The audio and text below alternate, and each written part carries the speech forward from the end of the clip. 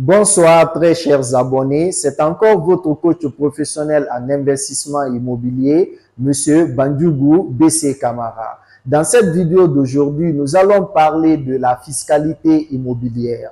Qu'est-ce que la fiscalité immobilière? La fiscalité immobilière est un ensemble de pratiques relatives à la perception d'impôts dans le domaine immobilier. La fiscalité immobilière est un ensemble de règles fiscales qui régissent les activités dans le domaine immobilier. La fiscalité immobilière est un système de loi qui consiste à percevoir des taxes, mais aussi des impôts en ce qui concerne les biens immobiliers. La fiscalité immobilière, en un mot, est lorsqu'un propriétaire immobilier ou un propriétaire de biens immobiliers paye de l'argent à l'État suite aux activités immobilières menées ou suite à l'acquisition d'un bien immobilier. Qu'est-ce qu'on appelle ici le fisc? Le fisc est relatif au trésor public, c'est-à-dire au trésor de l'État. Pour avoir des informations en ce qui concerne la fiscalité immobilière, si vous voulez investir dans l'immobilier, il faut préalablement passer par un coach professionnel en investissement immobilier ou passer par un notaire ou passer par un expert comptable ou encore passer par un courtier immobilier ou par un gestionnaire immobilier.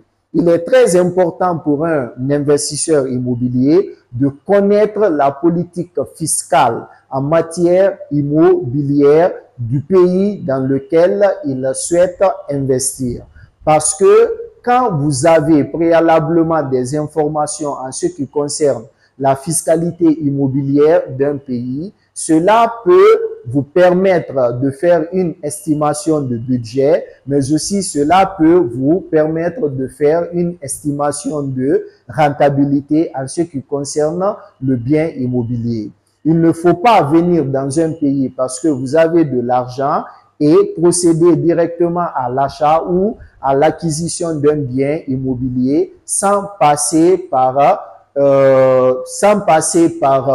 ce qu'on appelle ici la recherche ou les renseignements sur la politique fiscale dans ce pays. Parce qu'il faut savoir que chaque pays a sa politique fiscale. En matière immobilière, bien sûr. Quand nous prenons la Guinée, la politique fiscale immobilière guinéenne peut être différente de la politique fiscale immobilière sénégalaise. La politique fiscale immobilière française peut être différente de la politique fiscale immobilière canadienne. Donc ici, chaque pays a sa propre politique fiscale immobilière. Raison pour laquelle il faut chercher à avoir des informations sur la politique fiscale immobilière d'un pays avant de mettre votre argent, très cher abonné ou très chers futurs investisseurs. Maintenant, en ce qui concerne la fiscalité immobilière, il est important aussi de connaître ce qu'on appelle ici les avantages de la fiscalité immobilière.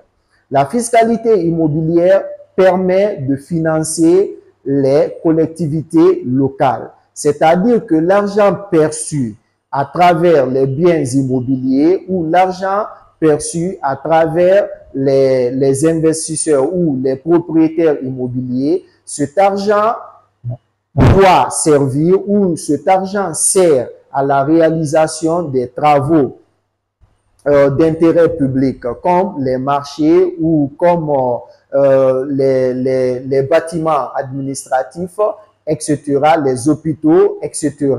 Donc ici, l'un des avantages aussi de la fiscalité immobilière est que l'argent qui est payé à l'État, cet argent représente ici une sorte de garantie pour l'investisseur immobilier. Parce que dans cette vie, il est important de rappeler que c'est l'intérêt qui lie les hommes. Un investisseur qui paye intégralement ou qui paye régulièrement ses impôts ou qui paye les taxes à l'État ne peut être traité au même pied d'égalité qu'un investisseur qui ne paye pas ses impôts ou qui ne paye pas les taxes à l'État. Parce qu'un investisseur qui paye les impôts ou qui paye les taxes à l'État deviendra de facto un partenaire fiable, un partenaire de confiance à cet État.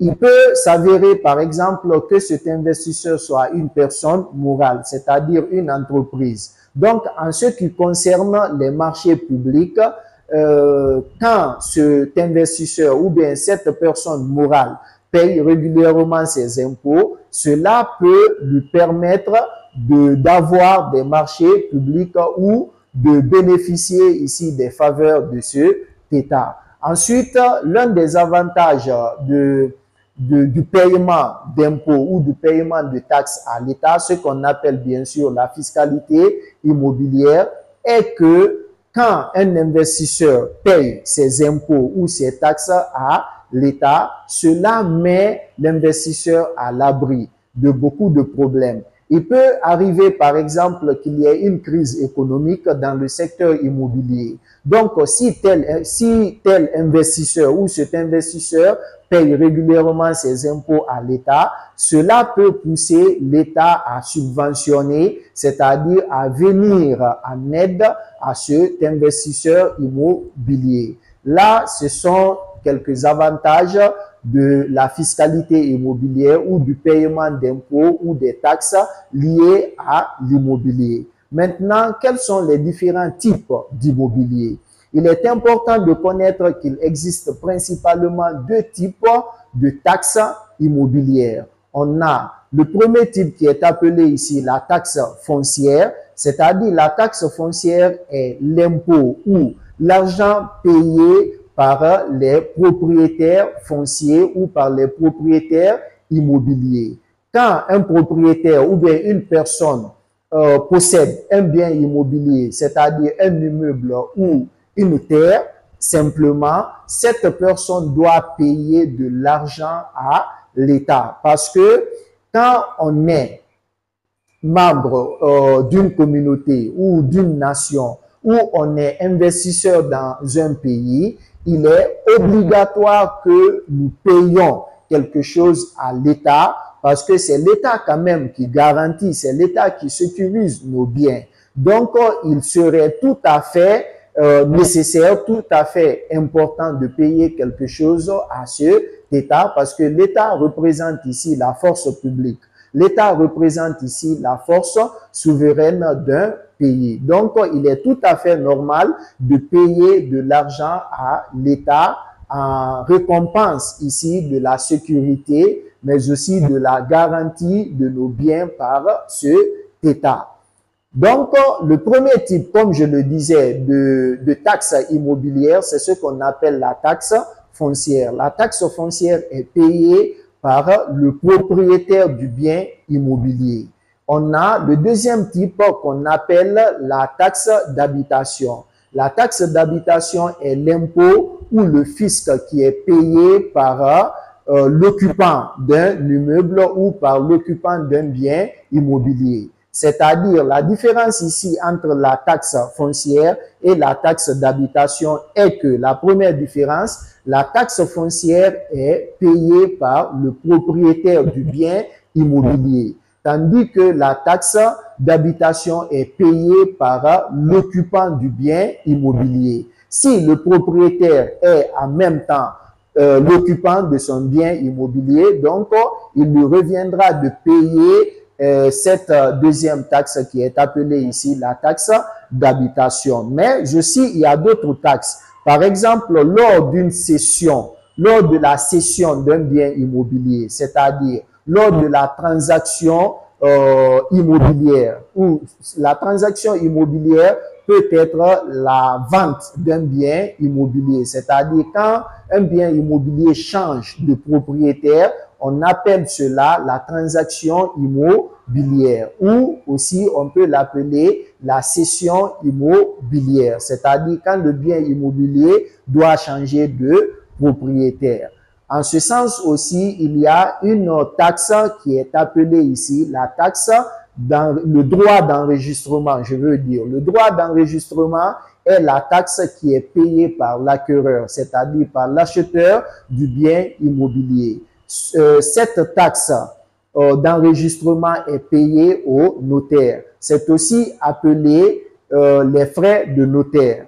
Même si c'est appelé les frais de notaire, ça ne veut pas dire que cet argent revient au notaire en question, mais cet argent doit revenir à l'État. On a, en ce qui concerne la cession d'un bien immobilier, on a une deuxième taxe ici qui est aussi appelée la taxe sur les plus-values. La taxe sur les plus-values est la taxe qui est payée ou l'impôt qui est payé par un propriétaire immobilier lorsque ce propriétaire immobilier procède par ce qu'on appelle la revente en matière immobilière. C'est-à-dire, c'est lorsque cette personne achète un bien immobilier cette année 2024 et que cette personne décide de revendre ce même bien immobilier en 2026 ou bien en 2027, là, le bien immobilier ici aura augmenté de valeur. Donc,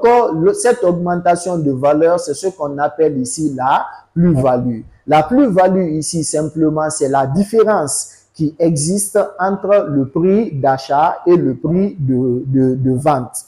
La différence qui existe entre le prix d'achat et le prix de vente. Par exemple, en 2024, un bien immobilier peut être acheté, par exemple, à 100 millions. Si ce même bien immobilier est revendu 3 ans après ou bien 5 ans après, que ce bien immobilier soit, par exemple, revendu à 500 millions, par exemple, 500 millions, c'est-à-dire le prix d'achat ici est 100 millions, le prix de vente est 500 millions. Donc, les 400 millions représenteront ici ce qu'on appelle la plus-value. Dans une transaction immobilière, s'il y a ce qu'on appelle la plus-value, là, le propriétaire doit payer une taxe, doit payer ici un impôt à l'État. Cet impôt est appelé la taxe sur les plus-values. Ensuite, très chers abonnés, en matière de ce qu'on appelle ici les revenus immobiliers, on a 3 taxes. On a la première taxe qui est appelée ici la taxe sur l'immeuble nu, ou bien la taxe sur le bien immobilier nu, ou la taxe sur la location nue. Qu'est-ce qu'on appelle ici la location nue? C'est lorsqu'un investisseur ou bien un propriétaire immobilier met en location son immeuble ou son appartement, mais que cet appartement ne soit pas meublé, c'est-à-dire qu'il y ait des chambres, un salon, la cuisine, etc., mais qu'il n'y ait pas de meubles, qu'il n'y ait absolument rien en ce qui concerne les meubles dans cette maison. C'est ce qu'on appelle ici la location nue. Donc, si tel est le cas, la taxe qui est payée sur cette location nue, cette taxe est calculée à partir des loyers qui seront payés aux propriétaires de l'immeuble. Et ce calcul revient ici au pays, c'est-à-dire au gouvernement du pays dans lequel l'investisseur investit. On a aussi une deuxième taxe, très chers abonnés, qui est appelée ici la taxe sur les appartements meublés. La taxe sur la location meublée ou sur les appartements meublés est cette taxe ou ce fixe qui est payé par un propriétaire immobilier lorsque ce dernier met en location son appartement ou son immeuble qui est déjà meublé, c'est-à-dire qui a tous les matériels nécessaires pour la survie ou bien pour, comment dirais-je, pour l'aisance du locataire, en un mot, c'est-à-dire lorsqu'il y a des meubles, lorsqu'il y a tout ce que le propriétaire ou bien tout ce que le locataire a besoin. S'il y a tout cela dans l'appartement, c'est ce qu'on appelle la location meublée. Donc, si tel est le cas, il y a une taxe, un impôt aussi qui est payé à l'État. Et la troisième taxe, en ce qui concerne ce qu'on appelle ici les revenus immobiliers, on a l'impôt sur les fortunes immobilières, en abrégé IFI, impôt sur les fortunes immobilières. C'est-à-dire, cet impôt ou cette taxe est payée en fonction des revenus que l'investisseur immobilier a chaque année. Donc, à partir de là, le calcul est fait et on saura automatiquement à partir de ses revenus ce que ce propriétaire immobilier doit payer à l'État. Mais cette politique fiscale ou bien cette fiscalité immobilière peut varier d'un pays à un autre et les calculs ne se font pas de la même manière. Le calcul se fait selon la politique fiscale immobilière gouvernementale, c'est-à-dire la politique immobilière liée au gouvernement de ce pays ou bien liée aux besoins ou bien ici à ce qu'on appelle à l'objectif de ce gouvernement. Donc, c'est pourquoi je dis encore une fois que la politique fiscale peut varier d'un pays à un autre.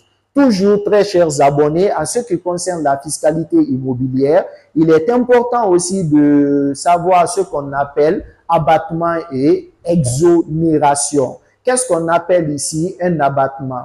Un abattement ici est lorsque un propriétaire immobilier ou bien un bien immobilier bénéficie d'un rabais ou bénéficie d'une suppression totale d'impôt sur ce bien immobilier ou qu'un propriétaire immobilier bénéficie de la suppression totale de l'impôt ou de la taxe sur son bien immobilier. Par exemple, il y a de ces pays, quand tu possèdes un bien immobilier pendant 22 ans, donc tu peux bénéficier de ce qu'on appelle l'abattement en matière de paiement d'impôts. Tandis que dans d'autres pays, c'est à partir de 30 ans de possession d'un bien immobilier que tu peux bénéficier de ce qu'on appelle ici un abattement.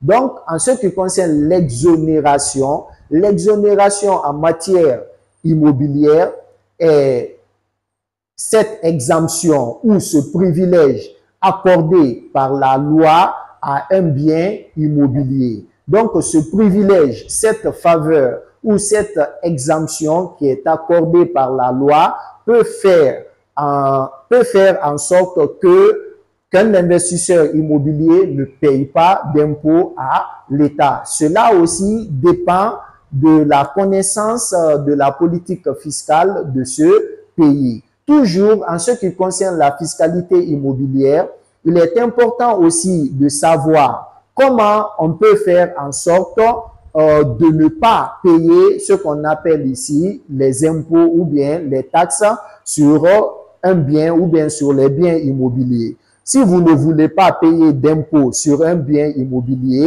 il faut passer par ce qu'on appelle un crédit bancaire. Si vous passez par un crédit bancaire, cela peut vous permettre de ne pas payer d'impôts ou de payer quand même un impôt minimal, c'est-à-dire un impôt, pas totalement ici un impôt, mais payer un impôt en bénéficiant bien sûr d'un rabais. Ensuite, pour ne pas payer d'impôts en matière immobilière, il faut être un gros investisseur. C'est-à-dire, il faut mettre énormément d'argent dans l'achat ou dans l'acquisition d'un ou de plusieurs biens immobiliers. Plus vous investissez, plus vous bénéficiez de ce qu'on appelle ici exonération en matière immobilière. Mais aussi, pour ne pas payer d'impôts, il faut passer par ce qu'on appelle la location meublée. Quand vous passez par la location meublée, c'est-à-dire les appartements meublés ou etc.,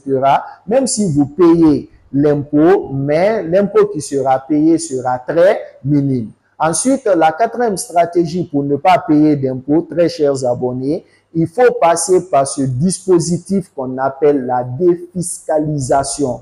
Qu'est-ce qu'on appelle ici la défiscalisation? La défiscalisation est une politique qui permet à un investisseur de ne pas du tout payer ce qu'on appelle le fisc, la taxe ou les impôts à l'État. Dans toute politique immobilière ou dans chaque politique fiscale immobilière, il y a ce dispositif qu'on appelle ici la défiscalisation. Donc, pour connaître cela, il faut passer par un expert ou par un spécialiste en matière immobilière.